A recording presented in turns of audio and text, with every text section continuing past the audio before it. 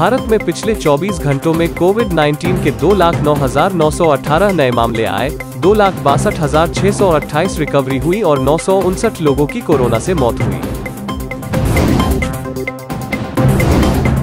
कर्नाटक बेंगलुरु में एक traffic police ASI को 29 जनवरी को एक महिला को लात मारते हुए देखने के बाद निलंबित कर दिया गया। पर पूछताछ ट्रैफिक पुलिस का कहना है कि जब उसने नो पार्किंग जोन में खड़ी उसकी कार को टो किया तो उसने उस पर पत्थर से मारने की कोशिश की थी। महिला को पुलिस हिरासत में भेजा।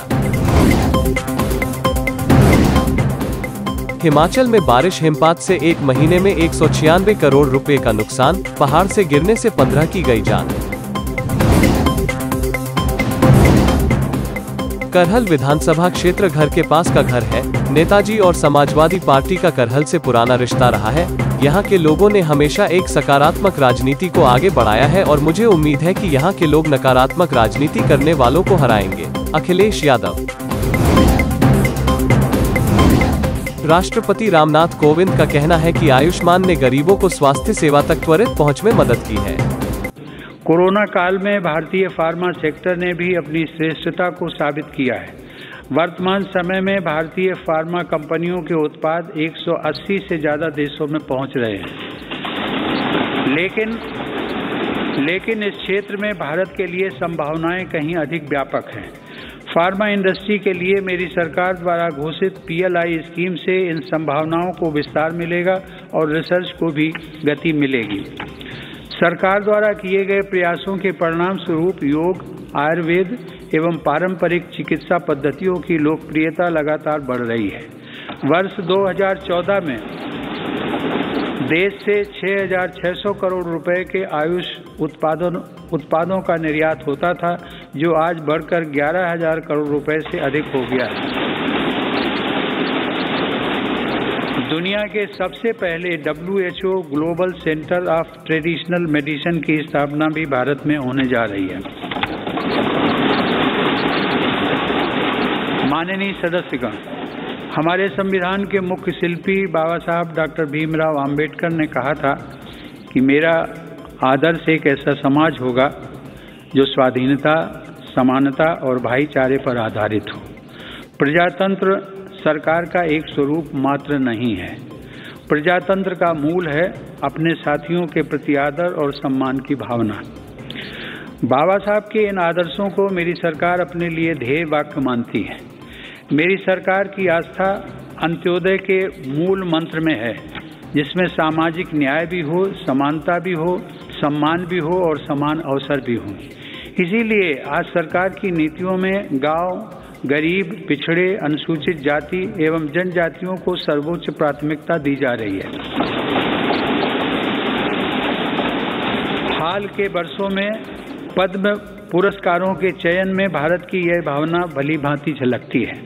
विविधता से भरे भारत में देश के कोने कोने में समर्पित जीवन जीने वाले लोग राष्ट्र सेवा में जुटे हुए हैं। उनमें भारत की शक्ति के दर्शन होते हैं। माननीय सदस्यगण, कोरोना के इस महासंकट में हमने बड़े बड़े देशों में खाद्यान्न की कमी और भूख की परेशानी देखी है, लेकिन मेरी संवेदनशील सरकार ने इस बात का पूरा प्रयास। पंजाब चुनाव से पहले आप प्रमुख अरविंद केजरीवाल ने घोषणा की है कि अगर उनकी पार्टी राज्य में सरकार बनाती है तो वे सभी सरकारी कार्यालयों में बाबा साहेब अम्बेडकर और भगत सिंह की तस्वीरें लगाएंगे। आगरा में बोली स्मृति ईरानी, चुनाव से पहले गायब रही कांग्रेस, अब भी गायब है। यूपी में उसने हार मान ली।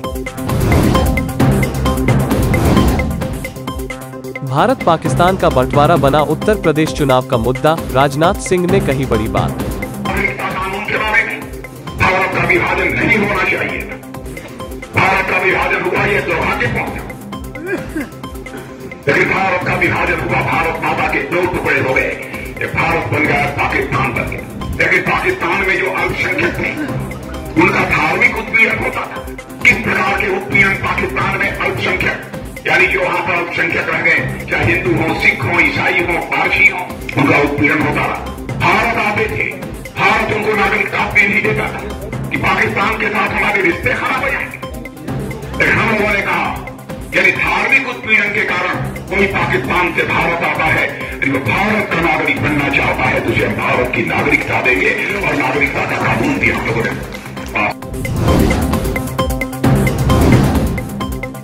उत्तर प्रदेश के भाजपा विधायक महेश त्रिवेदी पर उनके कथित भड़काऊ भाषण, आदर्श आचार संहिता का उल्लंघन करने और कोविड-19 मानदंडों का उल्लंघन करने के लिए मामला दर्ज किया गया है।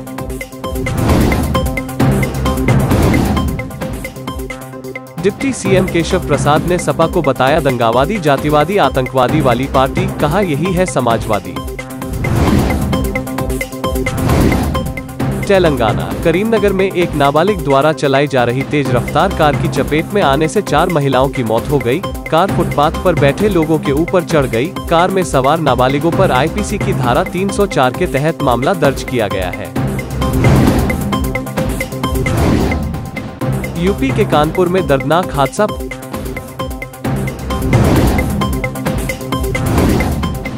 असम के करीमगंज जिले में त्रिपुरा से आ रहे ट्रक से चुराईबाड़ी डब्ल्यूपी स्टाफ ने 2360 किलोग्राम गांजा और 2 गांजा तस्करों को पकड़ा।